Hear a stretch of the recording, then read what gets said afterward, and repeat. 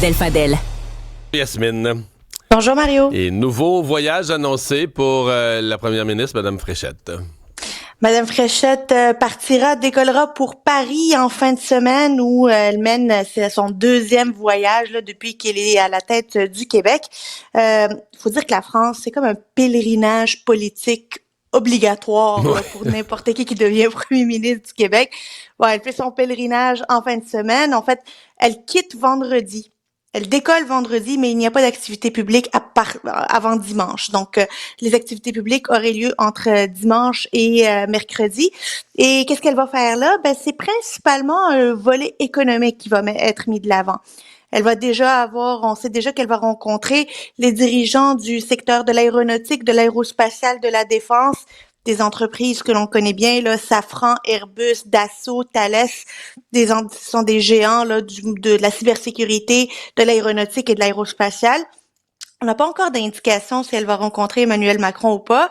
Et je te dirais que c'est ça qui va déterminer si le voyage est une réussite ou un échec. Parce que si Christine Fréchette ne rencontre pas le président français Emmanuel Macron, alors que normalement le Québec est reçu avec les honneurs d'un chef d'État là, à l'Élysée, ça serait particulier que ça se fasse. En même temps, elle est en fin de mandat. Est-ce que Emmanuel Macron se sont aussi obligés qu'avec les autres premiers ministres?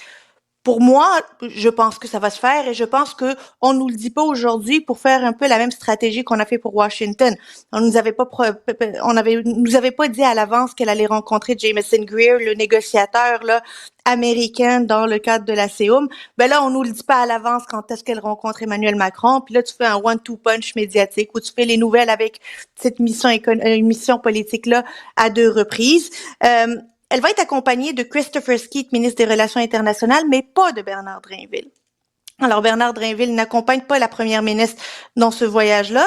Il y a des bonnes raisons pour lesquelles Bernard Drinville, quant à moi, n'y va pas. Mario, oublie pas que le 19 mai, il va y avoir, on va rendre public le rapport du comité indépendant sur l'entente de Churchill Falls. Là. C'est un comité indépendant terneuvien qui va examiner l'entente de principe qui avait été signée.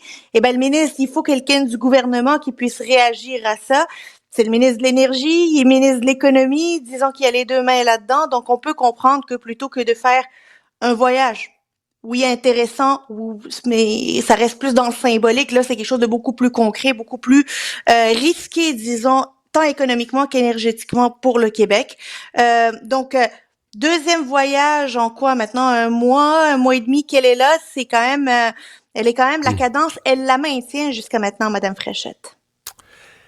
Il y a Gilles Bélanger, qu'elle n'a pas nommé ministre et qui va ce matin d'une entrevue dans le journal, parle abondamment, dit que le Québec s'en va dans un mur essentiellement avec toute sa transformation numérique. Aurait-il dit la même chose si lui était laissé dans son poste de ministre?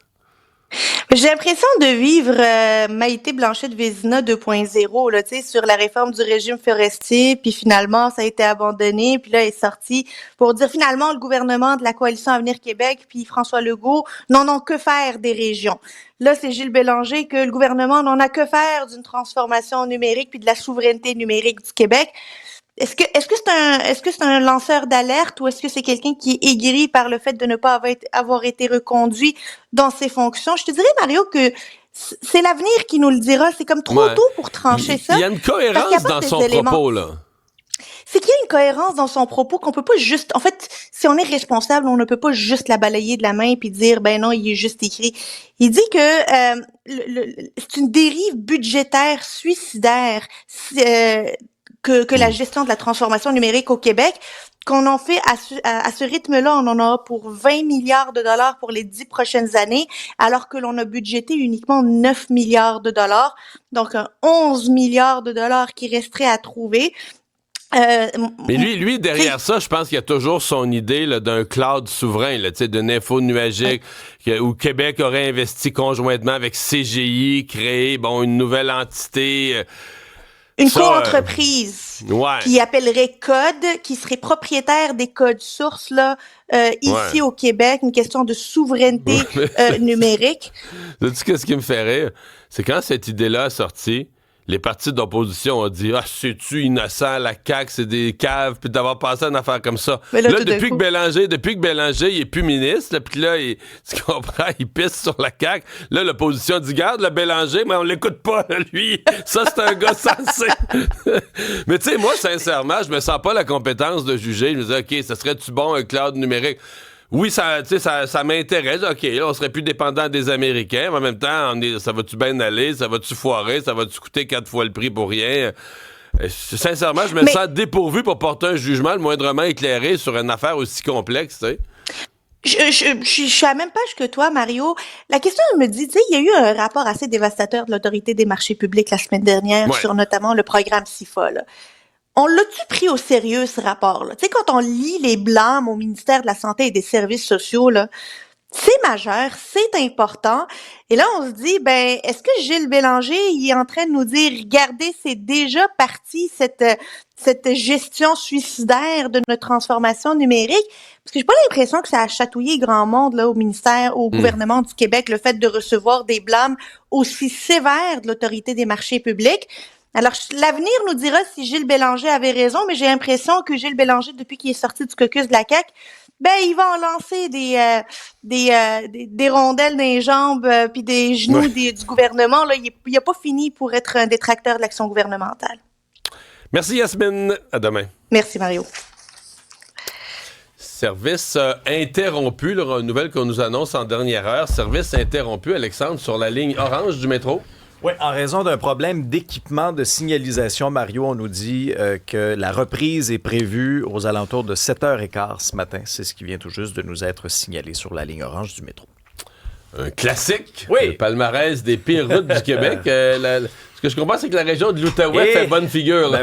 Ben oui, une région que j'ai bien connue. J'y ai travaillé pendant plusieurs années. Est-ce que les routes étaient si pires que ça? Ben, dans mon souvenir, c'était pas, comparativement à Montréal, non. Mais là, visiblement, les choses se sont détériorées. Ça fait 11 ans de suite que CA Québec fait son palmarès des pires routes du Québec. Et là, cette année, c'est la région de l'Outaouais qui attire l'attention pour les mauvaises raisons, qui récolte le plus grand nombre de votes pour le mauvais état des chemins. Et quand on regarde, disons, le top 10, 6 des 10 premières positions sont occupées par des routes en Outaouais.